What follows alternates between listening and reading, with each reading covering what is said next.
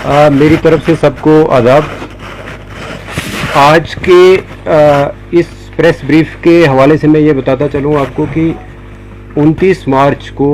आप सब लोगों ने पहले भी उसको काफ़ी कवरेज दी है। एक बच्ची का जो लाश मिलती है हमें खुरामा गांव जो Lolab police station Lolab area में है और पुलिस स्टेशन लालपुरा का एरिया पड़ता है। वहाँ पे एक लकड़ी के शेड में, जिसमें हम लकड़ी स्टोर करके रखते हैं, वहाँ पे एक डेड बॉडी मिलती है।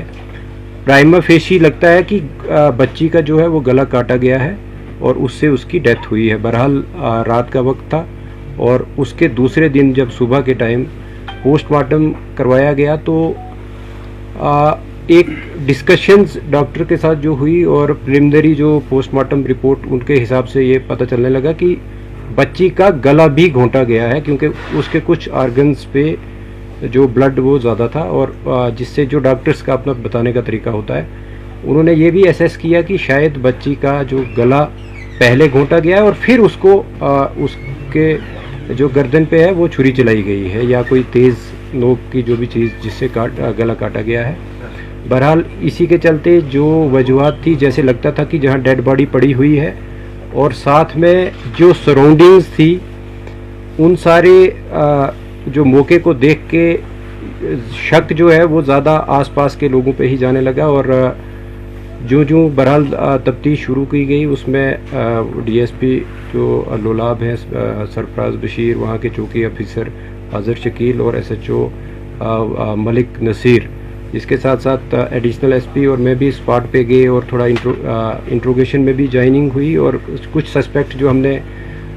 उस पर ज़ीरोइंग की तो उनमें फैमिली ही सस्पेक्ट आने लगी, क्योंकि जब फैमिली को क्रॉस चेक किया गया कि वो किस सीक्वेंस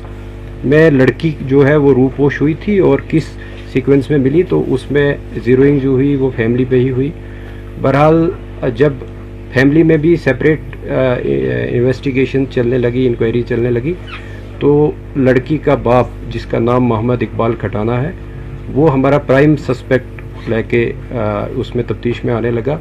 और जब उसको अच्छे तरीके से जब क्रॉस क्वेश्चनिंग और बाकी तफ्तीश के जो जितने भी मवाद हमारे पास थे उनसे जब कन्फ्रंट किया गया तो उसने कन्फेस किया कि इस छोटी बच्ची जो कि मोहम्मद इकबाल की ही बच्ची है, उसका जो मर्डर है वो उसने खुद किया है, बाप ने किया है और उसको हमने हिरासत में भी फॉर्मली अरेस्ट किया। और ये कहानी निकल के आई कि चूँकि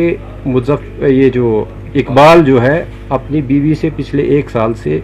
इनके बीच जो काफ़ी पर्सनल इश्यूज़ को लेके लड़ाई होती रहती थी, मैं तू भी होता रहता था, इवन फिज़िकल असॉल्ट भी होता रहता था। इसी शाम को जब 29 तारीख को जब इकबाल चूँकि पेशे से एक ड्राइवर है, गाड़ी चलाता है सोमो, वो घर लगभग 4:15 बजे के करीब जब घर आया, उसके बाद उसने जो शाम के लिए जैसे गांव में होता है कि लकड़ी काटी जाती या दूसरे कोई और डोमेस्टिक काम जो है वो किए, और जब 6 बजे के आसपास काम ख़त्म करके फिर अपने घर में पहुंचा तो बीवी के साथ दोबारा से उसका, क्योंकि उस सुबह भी उसका झगड़ा हुआ था और शाम को फिर से उसका काफ़ी लड़ाई हुई, आपस में बहस मुआवजा हुआ और इवन कि उसकी वाइफ ने इसको स्लैप भी किया। तो इसी बीच में वो जो एंगर जो है उसका, वो अनकंट्रोल्ड एंगर जो आया, उसने चाहा कि वो अपने आप को मर्डर करता, बट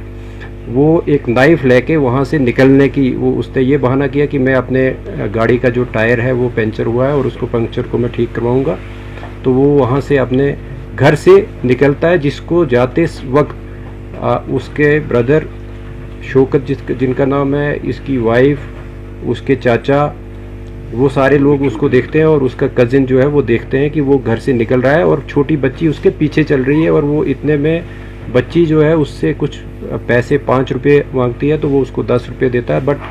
वो पीछे नहीं देखता है और बच्ची उसको फॉलो करती है, जिसको काफ़ी और भी हमारे पास गवाह हैं जिन्होंने उसको बच्ची को फॉलो करते हुए देखा। और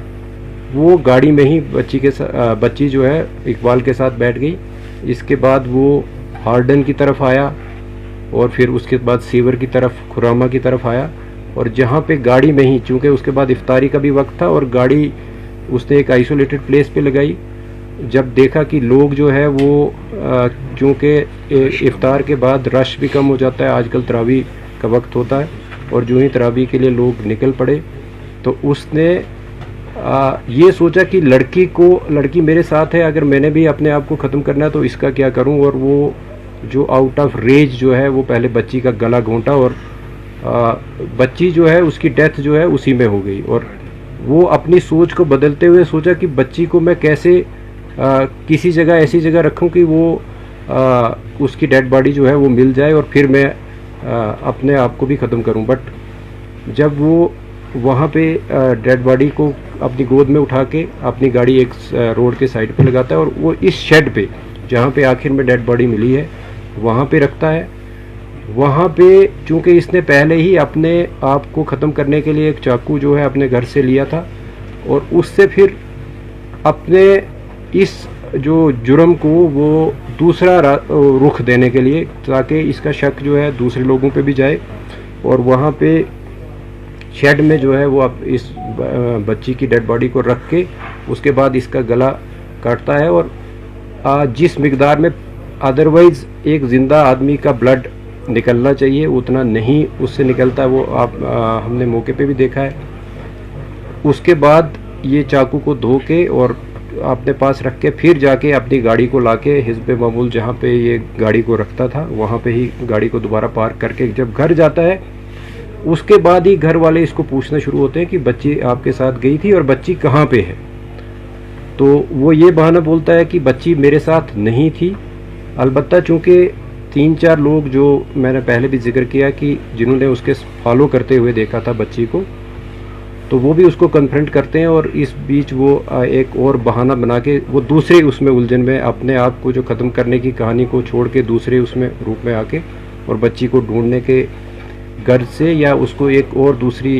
रूपोश वाली जो भी मोड़ देने के गर्ज से वो थाना में पहुंचता है, और वहाँ पे अपनी रिपोर्ट जो है वो दर्ज करवाता है कि मेरी बच्ची गायब है।